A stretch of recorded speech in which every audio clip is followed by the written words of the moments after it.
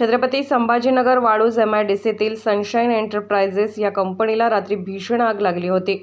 या कंपनीमध्ये रात्री 13 कामगार काम करत होते। या आगीमध्ये 6 कामगारांचा मृत्यू झाला असल्याची माहिती DCP नितीन बगाटे यांनी दिली आहे। काही कामगारांनी झाडावरून उड्या मारून आपला जीव वाचवला असल्याचे कामगारांनी प्रत्यक्ष सांगितले आहे। बजाजनगर भागामध्ये ज्या भीषण आगीमध्ये 6 जणांचा मृत्यू झाला त्याची पाहणी विरोधी पक्ष नेते अंबादास दानवे आणि मी स्वतः जाऊन केली। खरं तर हा प्लॉट इंडस्ट्रियल प्लॉट असलेला प्लॉट जवळपास 5000 स्क्वेअर फीटचा।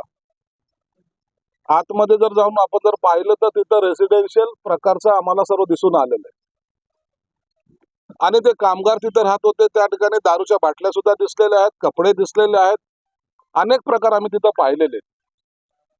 परंतु काही मालकांना शहरामध्ये व्यवसाय करताना हे जे काही कामगार होरपळून मेलेत किंवा गुदमरून मेलेत, काही लोकांना जी इंजुरी झालेली आहे ती फक्त मालकाच्या चुकीमुळे झालेली आणि हे सर्व परप्रांतीय लोक आणायचे, एका रूम मध्ये घुसडायचे, तिथंच खा, तिथंच राहा आणि तिथंच जेवण, तिथं झोपा।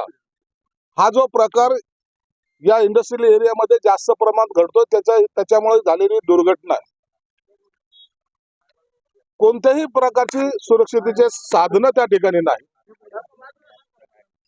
MIDCचं कोणत्याही जे काही अधिकारी त्यांचं कोणतंही लक्ष नाही आणि असा प्रकार जर वारंवार ज्या बजाजनगर मध्ये इंडस्ट्रीज आहेत त्याच्याकडे असलेलं MIDCचं दुर्लक्ष आणि मग कंपनी मालकांनी त्यांच्या स्वार्थासाठी, त्यांच्या फायद्यासाठी कामगाराला राबवून घेण्याचा जो प्रकार झालेला आहे, माझी अशी मागणी आहे की ह्या प्रथमतः मालकावर 302 मनुष्यवधाचा गुन्हा दाखल झाला पाहिजे।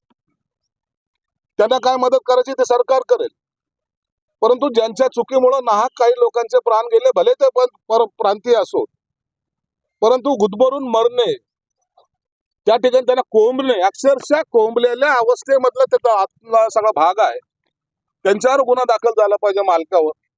आणि याला जबाबदार असलेले MIDCचे अधिकारी हेही तेवढ्याच प्रमाणात जबाबदार आहे। या भागामध्ये जे काही एन्क्रोचमेंट होतोय त्याच्याकडे पूर्णपणे दुर्लक्ष करणं हा MIDCच्या अधिकाराचा नित्याचा नियम झालेला आहे।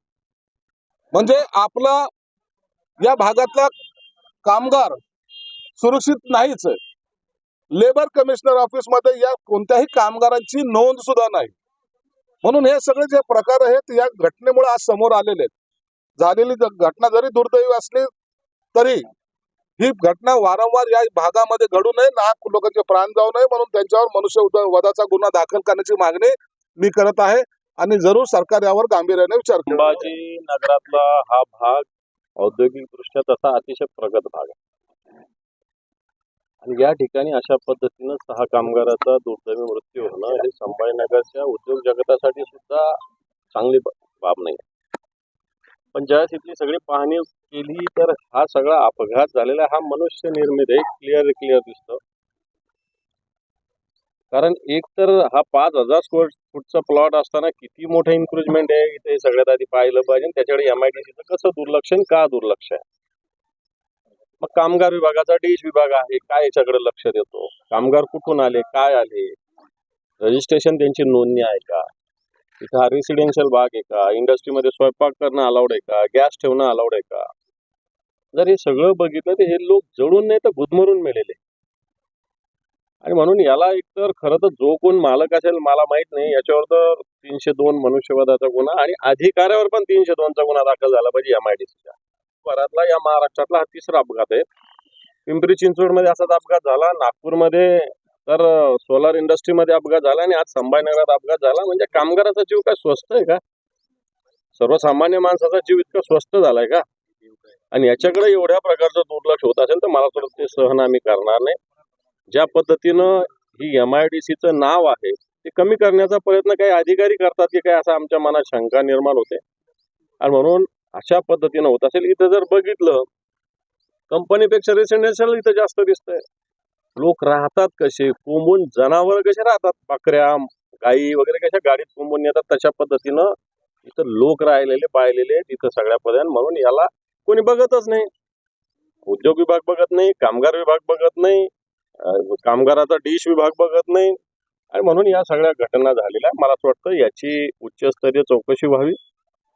कंपनी मालक जो कोणी असेल तो आणि MIDCचे अधिकारी यांच्यावर 302चा गुन्हा दाखल झाला पाहिजे. बिलकुल ही मागणी लावून धरणार आणि एकालाही सोडणार नाही, कारण 6 कामगाराचा जीव हा काही स्वस्त नाही.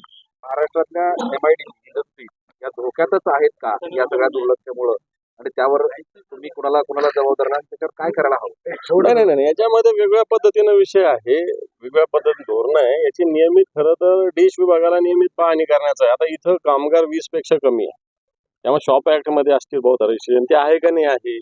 मग त्या शॉप ऍक्ट नुसार किती लोक हे कामगार विभागाचे लोक किराणा दुकानावर जाऊन धाड मारतात, मिठाईच्या दुकानात बघतात, पण इंडस्ट्रीत येऊन नाही बघत. हे लोक हे कामगार विभाग आहे ना, हा मिठाईचं दुकान बघेल, एखादं किराणा दुकान बघेल, पण इंडस्ट्री येऊन बघणार नाही. जबाबदारी नाही का त्यांची?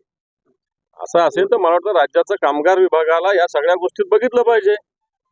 फक्त स्वार्थासाठी कामगार विभाग आहे का? कामगाराच्या सुरक्षिततेसाठी कामगार विभाग सक्रिय असला पाहिजे, परंतु तो नाही असं मी स्पष्टपणे बोलतो. तपासणीसाठी पथक निर्माण करावं असं लागतंय का तुम्हाला? आहेच ते, करावं लागत नाही. नियमच येतो, कायदाच येतो, तो काय नवीन नाहीये. त्याला पथक निर्माण करावं वगैरे करायची गरज नाही. कामगार विभागाच्या अंडर एक औद्योगिक सुरक्षा विभाग आहे, ज्याला डिश म्हणतात. हा विभागाचं हे कामच आहे की सगळ्या पद्धतीनं औद्योगिक सुरक्षिततेची काळजी घेणं हे काम आहे.